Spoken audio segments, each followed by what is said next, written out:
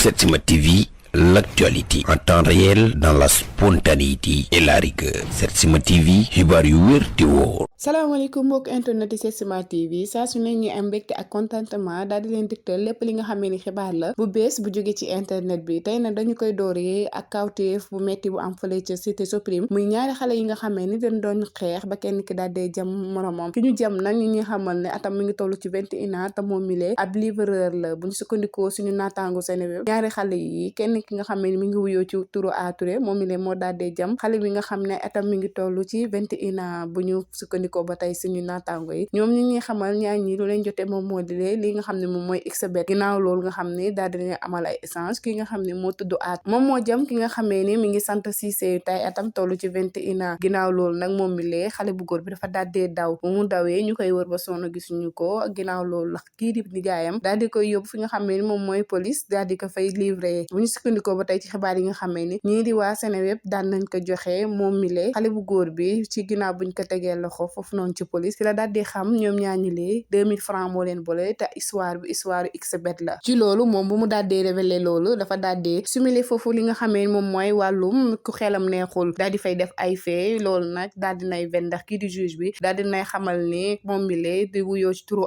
Touré dara jotu ko ñu daal di koy defeereem nit ñi xamal nag néewu xale bi nga xamee ni livreur la daal di ñàkk bakkanam moom daal di leen koy yóbbu ci hôpital ngir autopsie ba tey ñi xamal ni police nag pare na ngir génnee ana circonstance yu waral ki nga xam ne cag-cag la lan moo tax mu ñàkk bakkanam yan circonstance la kii di Touré daal di koy fàll yi kenn ki nga xam ne mi ngi wuyoo ci turu Touré moom mi leen moo daal dee jam xale bi nga xam ne atam mi ngi toll ci 21 ans bu ñu sukkandikoo ba tey suñu naataango yi ñoom ñi ngi xamal ñaar ñi lu leen jotee moom moo di li nga xam ne moom mooy xbet ginnaaw loolu nga xam ne daal dinañu amal ay échange ki nga xam ne moo tudd At moom moo jam ki nga xamee ni mi ngi sant Cissé tay atam toll ci 21 ans ginnaaw loolu nag moom mi lee xale bu góor bi dafa daal dee daw bu mu dawee ñu koy wër ba sonn gisuñu ko ginnaaw loolu la kii di nijaayam daal di koy yóbbu fi nga xamee ni moom mooy police daal di ko fay livré bu ñu sukkandikoo ba tey ci xibaar yi nga xamee ni ñii di waa Seneweb daan nañ ko joxe moom mi lee xale bu góor bi ci ginnaaw buñ ko tegee loxo foofu noonu ci police ci la daal di xam ñoom ñaañi lee 2000 francs moo leen boole te histoire xbet la ci loolu moom bu mu daal di révélé loolu dafa daal di simile foofu li nga xamee moom mooy wàllum ku xelam neexul daal di fay def ay fee loolu nag daal di nay ven ndax kii di juge bi daal di nay xamal ni moom mi lee di wuyoo ci turu